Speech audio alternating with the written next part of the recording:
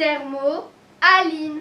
La portion qui longe les côtes européennes est le Gulf Stream C'est le courant chaud qui réchauffe notre atmosphère. et donne la douceur océanique Bretonne.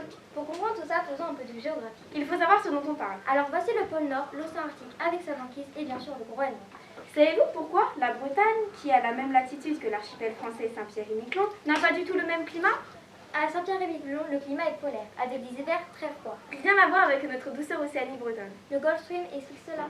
La circulation océanique thermohaline est engendrée par les différences de densité de l'eau de mer. Les eaux refroidies et salées plongent au niveau de l'Atlantique Nord et descendent vers le sud. Les conséquences sont essentielles pour le climat. L'eau froide est plus haute que l'eau chaude, donc l'eau froide plonge. En se formant, la glace de mer, appelée banquise, relargue son sel, donc la salinité augmente. Et oui, l'eau salée est plus haute que l'eau douce, donc il y a une plongée des eaux froides et salées. C'est le moteur de la circulation thermohaline.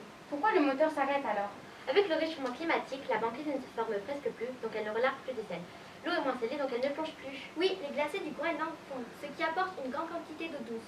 Enfin, l'eau se réchauffe et devient également plus légère. La circulation ralentit et pourrait même s'arrêter. Des capteurs sous-marins appelés Rapid Watch sont déployés de la Floride jusqu'aux îles Canaries. Installés en 2004 par l'Institut océanographique du Royaume-Uni, ils ont donné les premiers résultats dès 2007. Ces capteurs fournissent une évaluation scientifique du risque d'un changement climatique pour le nord de l'Europe. Le ralentissement de la circulation thermohaline entraîne des vagues de froid. Est-il vrai que l'eau salée est plus lourde que l'eau douce? Dans 50 g d'eau distillée, nous avons ajouté 10 g de gros sel et cela nous a fait 60 g d'eau salée. Yes, of course!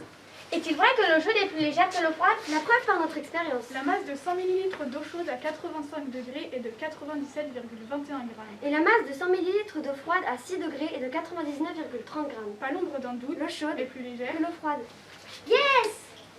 Est-il vrai que l'océan réchauffe ou refroidit l'atmosphère? Ce calorimètre contient de l'eau chaude qui représente le Gulf Stream.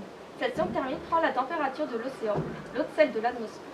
Elles sont reliées à une console d'acquisition d'exploitation avec le logiciel Lattice PLP. Ces deux courbes nous prouvent que l'atmosphère se réchauffe grâce à la chaleur de l'océan. Yes! Est-il vrai que l'eau de mer rejette son sel en se solidifiant comme la banquise? De l'eau salée placée au congélateur forme une croûte de glace sur le dessus comme la banquise.